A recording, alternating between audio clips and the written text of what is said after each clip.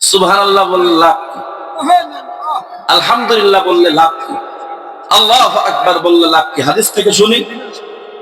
নবী আমার সাল্লাল্লাহু আলাইহি ওয়াসাল্লাম হাদিসের মধ্যে ইরশাদ করেন, আলহামদুলিল্লাহি তামলাউল মিজান।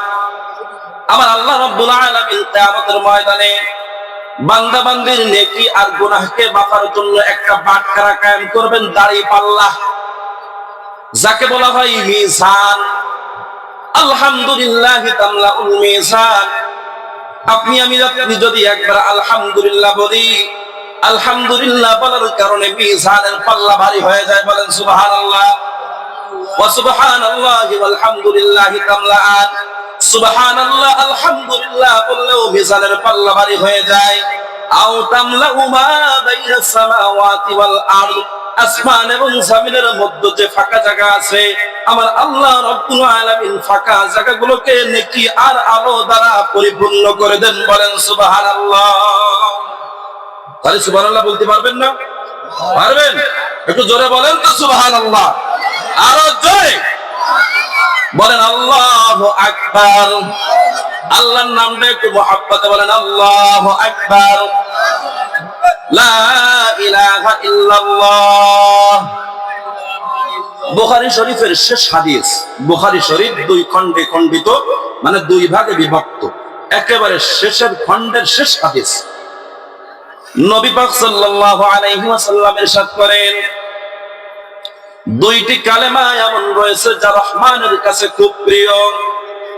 কালিমাতান হাবিবাতান ইলার রহমান খফীফাতান আলাল লিসান সাকিলাতান ফিল মিজান সুবহানাল্লাহি ওয়া বিহামদিহি সুবহানাল্লাহিল আযীম। দুইটি কালেমা এমন রয়েছে যা আল্লাহ পাকের কাছে খুব প্রিয়। বলেন না সুবহানাল্লাহ। সুবহানাল্লাহ। এবং জবানে উচ্চারণ করাও খুব সহজ, এবং মিজানের পাল্লায় খুব ভারী। নাম্বার 1 সুবহানাল্লাহ। আরো জোরে সুবহানাল্লাহ। 2 নম্বর হলো সুবহানাল্লাহিল আযীম। 1 নম্বর হলো সুবহানাল্লাহি ওয়া বিহামদিহি। নাম্বার 2 হলো সুবহানাল্লাহিল আযীম। আমরা 5 ওয়াক্ত নামাজের পরে সুবহানাল্লাহ 33 বার, আলহামদুলিল্লাহ 33 বার, আল্লাহু আকবার 34 বার পাঠ করি কি করি না? আওয়াজ করে বলেন, করি কি করি না? সবাই করেন তো ইনশাআল্লাহ। এই যে সুবহানাল্লাহ 33 বার, আলহামদুলিল্লাহ 33 বার, আল্লাহু আকবার 34 বার, এর লাভটা কি? লাভ হলো, নবী আমার বলেন, যদি কারোর গুনাহ করতে করতে করতে করতে সমুদ্রের ফেনা পরিমাণ গুনাহ হয়ে যায়, আমার আল্লাহ মাফ করে দেন। আমার আল্লাহ মাফ করে দেন। তো এজন্য আমি বলবো, যদি আপনারা সুবহানাল্লাহ আলহামদুলিল্লাহ আল্লাহু আকবার বলেন, আলোচনা ইনশাআল্লাহ আমার মধ্যে যা আছে বের হবে, এবং আপনাদের শুনতেও মজা লাগবে, শয়তানও আপনাদেরকে গ্রাস করবে না ইনশাআল্লাহ। আসেন আমি আপনাদের সামনে সূরাতুল মায়েদা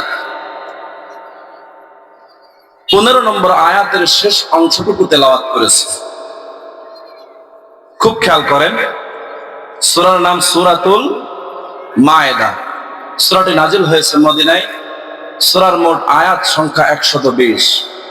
আমি আপনাদের সামনে মাত্র 15 নম্বর আয়াতের শেষ অংশে তেলাওয়াত করেছি। এই আলোচনার উপর বিশ্বনবী সাল্লাল্লাহু আলাইহি ওয়াসাল্লামের অসংখ্য অগণিত হাদিসের মধ্য থেকে একখানা হাদিস আপনাদের সামনে আমি তেলাওয়াত করেছি। আল্লাহ পাক চাহেন তো ইনশাআল্লাহ এই কোরআনের আয়াত এবং হাদিসকে সামনে রেখে কিছু কথা আপনাদেরকে শোনাবো।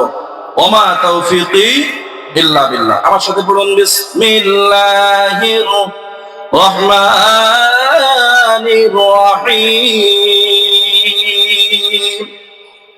قد جاءكم من الله نور وكتاب مبين। বলেন আল্লাহু আকবার। আমার আল্লাহ রাব্বুল আলামিন ডাক দিয়ে বলেন, হে বিশ্ববাসী, আমি আল্লাহ আমার পক্ষ থেকে তোমাদের কাছে দুইটা জিনিস পাঠিয়েছি। 1 নম্বর হলো নূর, আর 2 নম্বর হলো স্পষ্ট সমুজ্জ্বল এক কিতাব। আমি আল্লাহর পক্ষ থেকে তোমাদের কাছে দুইটা জিনিস পাঠিয়েছি। নাম্বার 1 হলো নূর, আর নাম্বার 2 হলো সমুদ্র একটা কিতাব, সুস্পষ্ট একটা কিতাব। তাহলে দুইটা জিনিস আসছে। এক নাম্বার বলেন নূর। এখানে নূর দ্বারা হযরত রাসূল করিম সাল্লাল্লাহু আলাইহি ওয়াসাল্লামকে আল্লাহ পাক রব্বুল আলামিন সম্বোধন করেছেন। কেন আল্লাহর নবীকে নূর বলা হলো? সম্মানিত হাজিরিন, এই নূর বুঝাতে যে আমি আপনাদের সামনে একটা হাদিস বলি, খুব খেয়াল করেন। আম্মা জান আয়েশা বলেন, লানা শামসুন ওয়ালিল আফাqi শামসুন ওয়া শামসিউন আফদালুশ শামসিস সামাই। तमाम পৃথিবীর মানুষের জন্য একটা সূর্য আছে। तमाम পৃথিবীর মানুষের জন্য যে সূর্যটি আছে, এই সূর্যটি প্রত্যেকদিন ফজরের নামাজের পরে পূর্ব দিগন্তে উদিত হয়। আর আমি আয়েশা, আমার জন্য একটা সূর্য আছে, আমার সূর্যটা প্রত্যেকদিন ঈশার নামাজের পরে আমার নিজ কামরায় উদিত হয়। বলেন সুবহানাল্লাহ। তথা বিশ্ব নবী যখন ঈশার পরে আমার রুমে প্রবেশ করে, এটাই হলো আমার সূর্য, এটাই কি আমার সূর্য। সম্মানিত হাজিরিন, হযরত আনাস রাদিয়াল্লাহু তাআলা আনহু বিশ্ব নবীর খেদমত করেছেন 10টি বছর। আনাস এত ছোট ছিলেন, কিছুই বুঝতেন না। বিশ্ব নবী যখন বলতেন আনাস ওযুর পানি নিয়ে আসো, আনাস দৌড়ে তেলের বোতল নিয়ে চলে আসতেন। বিশ্ব নবী যখন বলতেন আনাস তুমি গামছাটা নিয়ে আসো, আনাস দৌড়ায় যে আল্লাহর নবীর লুঙ্গি মোবারক নিয়ে চলে আসতেন। তথা একেবারে ছোট, কিছুই বোঝে না। কিন্তু আনাস বলেন, আমি একেবারে অবুঝ ছিলাম। বিশ্বনবী আমাকে কখনো কোনোদিন কোনো কাজের জন্য গালমন্দ করেননি, বকাঝকা করেননি। কেন? আল্লাহ বলেন, ওয়ামা আরসালনাকা ইল্লা রাহমাতাল লিল আলামিন। আমি আমার নবীকে तमाम পৃথিবীর মানুষের জন্য রহমত স্বরূপ পাঠিয়েছি। যে ব্যক্তি না মানুষের জন্য রহমত হতে পারে, সে আবার একটা অবুঝ মানুষকে কিভাবে বকাঝকা করতে পারে? আনাস বলেন, আমি বিশ্ব নবীর 10টি বছর খেদমত করেছি, কিন্তু নবীর জবান থেকে একদিন এক হাদিস শুনলাম। হাদিস হলো লান তামাসসুন নারু মুসলিমান রাআনি আও রাআমান রাআনি। বিশ্ব নবী বলেন, যারা আমাকে দেখছে ঈমানী অবস্থায় যারা ইন্তেকাল করেছে, আমি নবী আমাকে দেখছে এবং ঈমান এনেছে এবং ঈমানী হালাতেই দুনিয়া থেকে চিরবিদায় নিয়ে চলে গেছে, লান তামাসসুন নার, তাদের গায়ে জাহান্নামের আগুন স্পর্শ করবে না। কথা বুঝতেছেন আপনারা? কথা বুঝতেছেন তো? সম্মানিত হাজিরিন, আনাসে হাদিসখানা খুব মনোযোগ সহকারে শুনে ফেলেছেন। নবীকে যারা দেখেছে, নবীর প্রতি যারা ঈমান এনেছে, ঈমানী অবস্থায় যারা মারা গেছে, তাদের গায়ে জাহান্নামের আগুন লাগবে না। সম্মানিত হাজিরিন, আনাস নবীর সামনে গেছেন। যাওয়ার পরে নবীকে জানে কি বলবে, কিন্তু ভয় পায়। নবী আমার বলে, আনাস তুমি কি আমাকে কিছু বলতে চাও? আনাস বলে, ইয়া রাসূলুল্লাহ, ইয়া হাবিবাল্লাহ, না না না। নবী বুঝতেছেন আনাস যেন কি বলবে, কিন্তু বলতে সাহস পায় না। আনাসকে একটু সাহস দিতে হবে।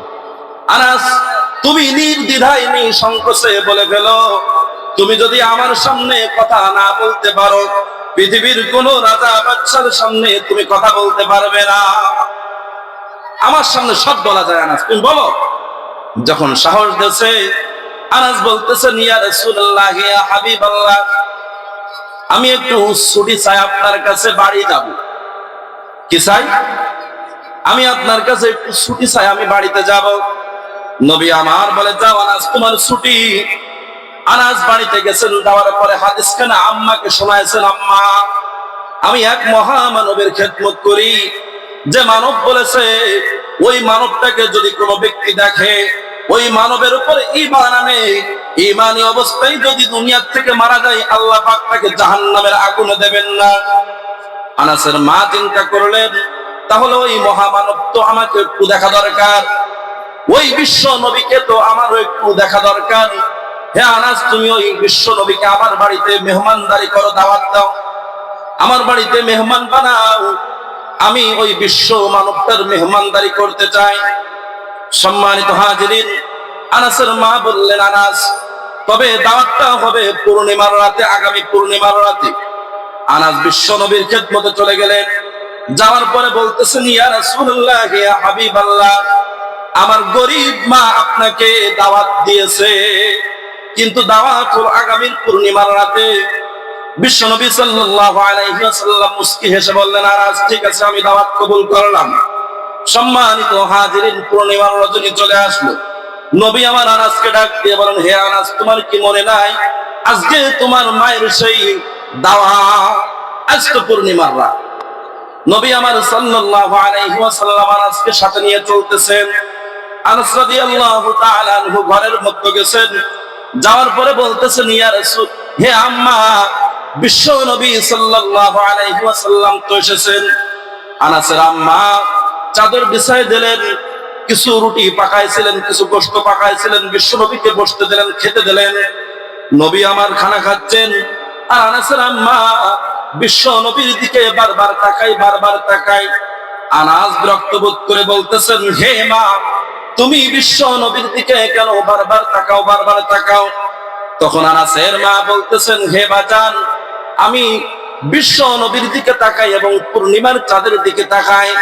ওয়াল্লাহি, ওই আল্লাহর শপথ করে বলি, ওয়াল্লাযী নাফসি বিয়াদিহি, তার হাতে আমার প্রাণ, আমি ওই আল্লাহর শপথ করে বলছি, আমি যতবার পূর্ণিমার চাঁদের দিকে তাকাই, আর আমি যতবার বিশ্ব নবীর নুরানি সোনালী চেহারার দিকে তাকাই, আমি পূর্ণিমার চাঁদের মধ্যে কলঙ্কর কালেমা রেখা খুঁজে পাই, দাগ খুঁজে পাই, কিন্তু আল্লাহর নবীর গোটা সোনালী চেহারার মধ্যে কোনো কলঙ্কর কালেমা রেখা খুঁজে পাই না। বলেন সুবহানাল্লাহ।